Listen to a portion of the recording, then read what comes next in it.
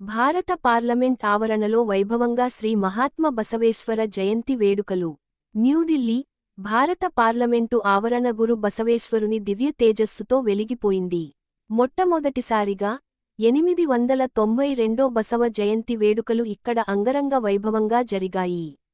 2025 మే 4న జరిగిన ఈ చారిత్రాత్మక కార్యక్రమం భారత ప్రజాస్వామ్య చరిత్రలో ఒక ముఖ్యమైన మైలురాయిగా నిలిచింది.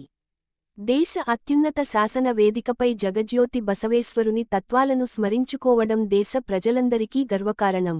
ఈ వేడుకలో కేంద్ర మంత్రులు Shri V. Somanna, Shri Kiran Rijiju, Shri Pralhad Jyoti, MP Shri Tejasvi Surya, Karnataka MLC doctor M. G. Mule, IAS అధికారి Shri Amarnath Talwade, parliamentary joint secretary Shri Chandrashekhar వంటి ప్రముఖులు పాల్గొన్నారు.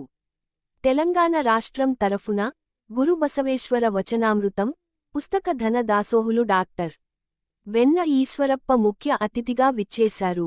అలాగే పుస్తక అనువాదకులు మడపతి వీరయ్య స్వామి, పరమేశ్వర్ బిరాదార్ తెలంగాణ రాష్ట్ర ప్రతినిధులుగా హాజరయ్యారు. కార్యక్రమంలో భాగంగా గురు బసవేశ్వర వచనామృతం అనే ప్రత్యేక గ్రంథాన్ని ఆవిష్కరించారు. బసవేశ్వరుల తత్వాలను కన్నడ వచనాల నుండి హిందీ మరియు ఆంగ్ల భాషల్లోకి అనువదించి ఈ పుస్తకాన్ని రూపొందించడం విశేషం. ఈ ప్రయత్నం ద్వారా బసవేశ్వరుల సాహిత్యాన్ని దేశవ్యాప్తంగా ప్రజల్లోకి తీసుకెళ్లడానికి ఒక బలమైన పునాది వేసినట్లయింది.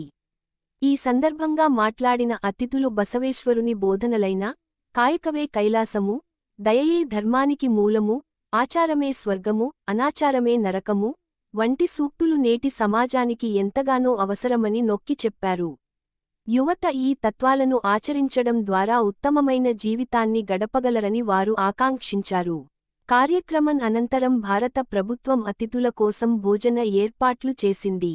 అంతేకాకుండా కొత్త మరియు పాత పార్లమెంట్ భవనాలను సందర్శించే అవకాశం కల్పించారు. మొత్తానికి భారత పార్లమెంట్ ఆవరణలో జరిగిన ఈ బసవ జయంతి వేడుకలు ఒక చారిత్రాత్మక ఘట్టంగా నిలిచిపోయాయి. బసవేశ్వరుని యొక్క విశ్వజనీనమైన సందేశాన్ని దేశ ప్రజలకు మరింత చేరువ చేసే దిశగా ఇది ఒక గొప్ప ప్రారంభం అని చెప్పవచ్చు. భారత పార్లమెంట్ ఆవరణంలో శ్రీ మహాత్మ బసవేశ్వర జయంతి వేడుకలు. భారత పార్లమెంటు ఆవరణంలో ఉన్న గురు బసవేశ్వరుని విగ్రహం సమీపంలో మొట్టమొదటిసారిగా వైభవోపేతంగా 892 బసవ జయంతి ఉత్సవాలు ఘనంగా నిర్వహించబడ్డాయి. ఈ చారిత్రాత్మక ఘట్టానికి పలువురు గౌరవనీయులు హాజరయ్యారు. 2025 మే 4 భారత ప్రజాస్వామ్య చరిత్రలో ఒక ముఖ్యమైన మలుపుగా నిలిచింది. భారత ప్రభుత్వం తొలిసారిగా శ్రీ విశ్వగురు మహాత్మ బసవేశ్వరుని జయంతి ఉత్సవాలను న్యూఢిల్లీ పార్లమెంట్ ఆవరణంలో అధికారికంగా, అంగరంగ వైభవంగా నిర్వహించింది. దేశ అత్యున్నత శాసన సంస్థ వేదికగా ఈ ఉత్సవం జరగడం ద్వారా జగజ్యోతి బసవేశ్వరులు ప్రవచించిన తత్వాలను మరోసారి దేశ ప్రజలకు పరిచయం చేశారు. ఈ కార్యక్రమంలో ప్రధాన ఆకర్షణగా గురు బసవేశ్వర వచనామృతం అనే పుస్తకాన్ని ఆవిష్కరించి అందరికీ అందించారు. ఈ చిన్న గ్రంథంలో బసవేశ్వరుల తత్వ సిద్ధాంతాలను ప్రతిబింబించే కన్నడ వచనాలను హిందీ మరియు ఆంగ్ల భాషల్లోకి అనువదించడం విశేషంగా ఆకట్టుకుంది. ఈ పుస్తకం ద్వారా ప్రజలు బసవేశ్వరుల వచన సాహిత్యాన్ని అధ్యయనం చేసేందుకు ప్రేరణ పొందుతున్నారు. ఈ చారిత్రాత్మక కార్యక్రమంలో పాల్గొన్న ప్రముఖులు: శ్రీ వి.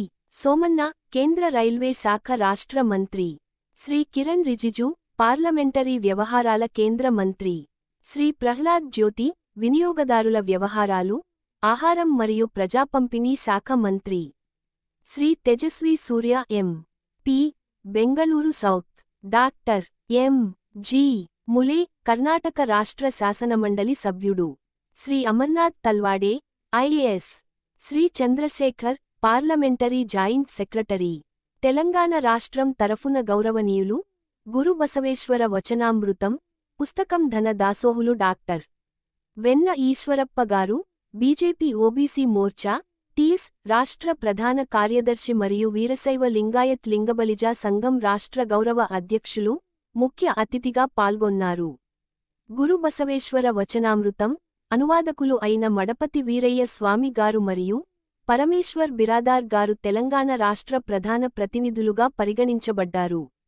బీజేపీ ముఖ్య నాయకులు వివిధ రాష్ట్రాల నుండి విచ్చేసిన లింగాయత్ సంఘాల ప్రతినిధులు ఈ వేడుకలో పాల్గొన్నారు. బసవేశ్వరుల తత్వాలను భారత ప్రభుత్వం స్థాయిలో గుర్తించి దేశ ప్రజలకు చేరవేయడంలో ఈ కార్యక్రమం ఒక సుస్థిర ఆరంభంగా నిలిచింది. బసవేశ్వరులు ప్రవచించిన కాయకవే కైలాసము, దయయే ధర్మానికి మూలము, ఆచారమే స్వర్గము, అనాచారమే నరకము వంటి తత్వాలు నేటి సమాజానికి ఎంతో సముచితమైనవి.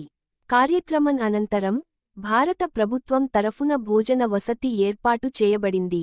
అదే విధంగా కొత్త పార్లమెంట్ మరియు పాత పార్లమెంటులోని లోక్సభ, రాజ్యసభ సభాభవనాలను హాజరైన అతిథులకు దర్శనం కలిగించారు.